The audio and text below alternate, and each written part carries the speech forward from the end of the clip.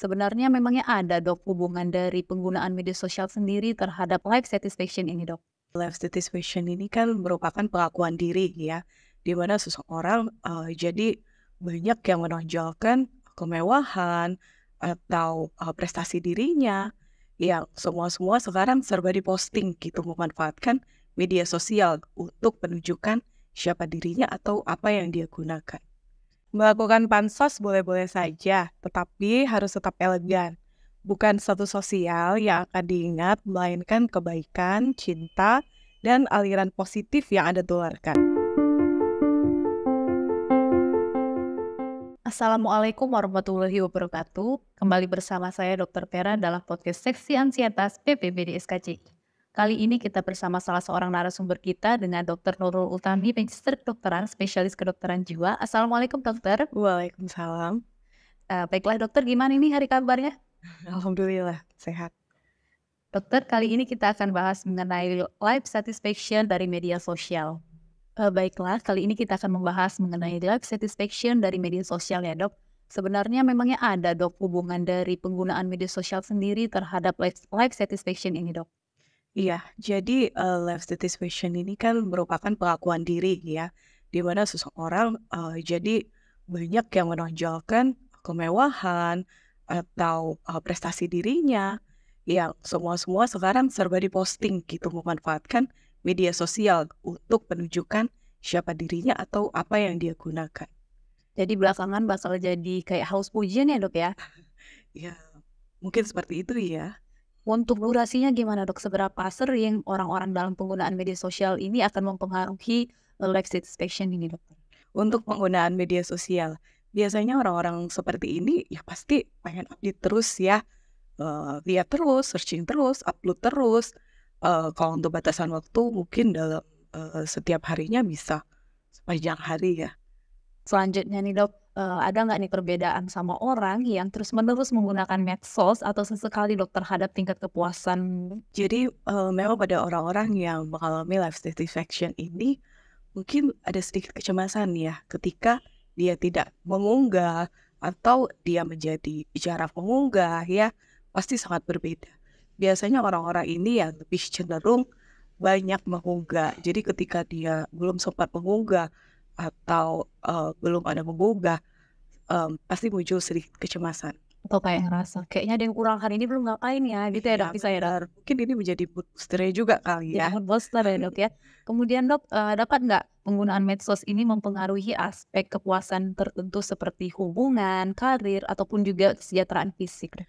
Iya, eee, ada yang bijak ya dalam menggunakan sosial media Mhm. tentunya terkait dengan kepuasan diri ini. Apakah dia mau posting, tentang pencapaian karirnya atau mungkin tentang kehidupannya.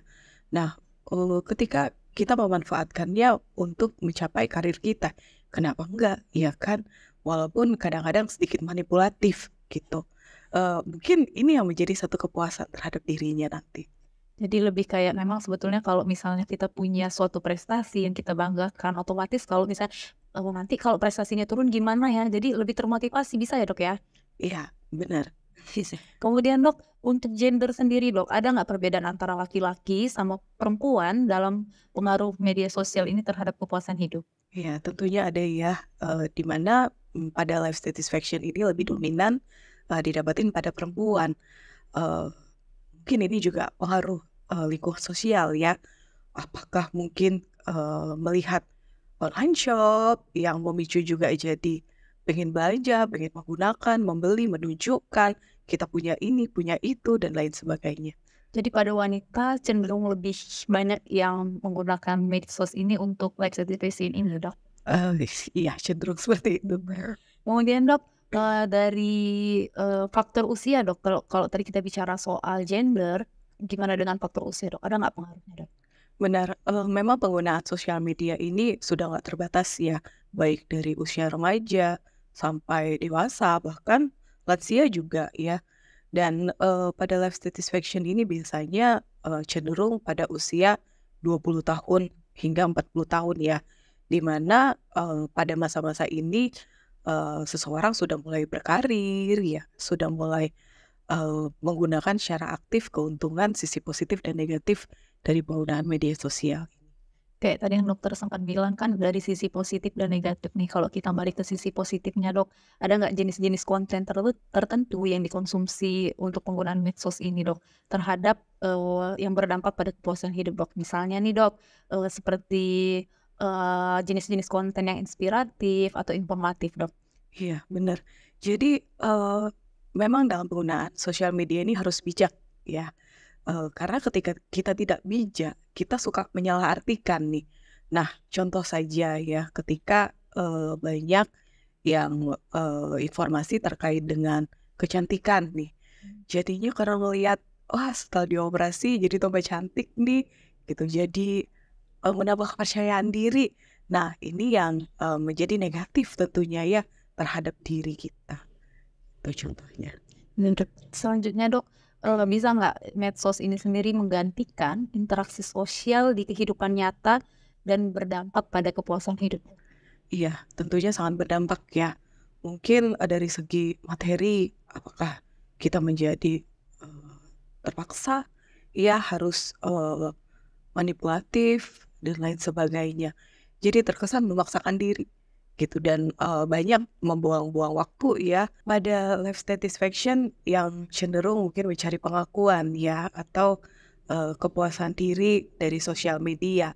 Ini juga, mungkin mempengaruhi, hubungan kita pada orang terdekat kita atau orang-orang di sekitar kita. Karena kita sibuk mikir, apalagi yang mau diposting, apalagi yang mau ditunjukin gitu ya. Barang apa lagi yang belum diposting, apalagi ya mungkin kita sibuk mencari-cari apa yang mau kita perlihatkan gitu. Jadi kita lupa nih bahwa ada orang di sekitar kita yang juga butuh perhatian kita ternyata. Kemudian Dok, kalau tadi kita bahas masalah, tingkat kepuasan dari media sosial tadi, ini ada juga istilahnya pansos atau panjat sosial ya, Dok, ya. Gimana Dok, dari sisi psikiatrinya Dok, ada nggak suatu dampak dari pansos ini terhadap kesehatan mental?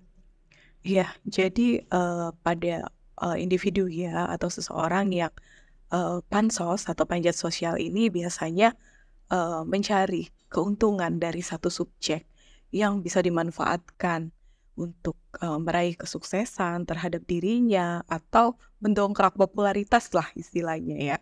Jadi, ini nggak bisa kita katakan gangguan mental ya atau gangguan kepribadian, tetapi ini berkaitan dengan, eee tahap perkembangan pada diri seseorang, seperti itu. Jadi lebih ke kalau pansos ini nebeng ya Dok ya, tapi mencari keuntungan. Ya, terkadang orang-orang yang pansos ini, sulit sekali memiliki empati. Yang penting, saya itu punya power, saya jadi, eee, apa ya, semacam keberuntungan gitu, mendapatkan satu keberuntungan, seperti itu. Jadi Dok, memang kalau untuk pansos ini biasanya orang-orang yang nggak terbersih kehidupan saya pengen mencari suatu keberuntungan ya Dok ya. Iya, benar.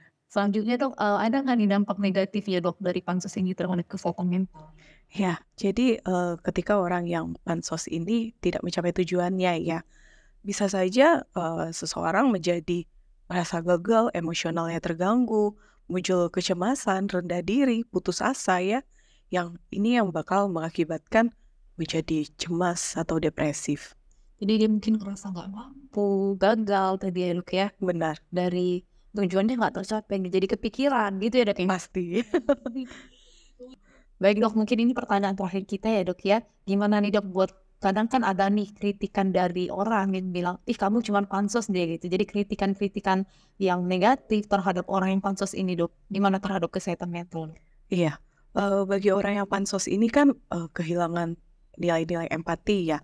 Jadi mereka biasanya lebih apatis nih, yang gak peduli asalkan tujuannya terpenuhi, asalkan kesuksesannya tercapai, seperti itu.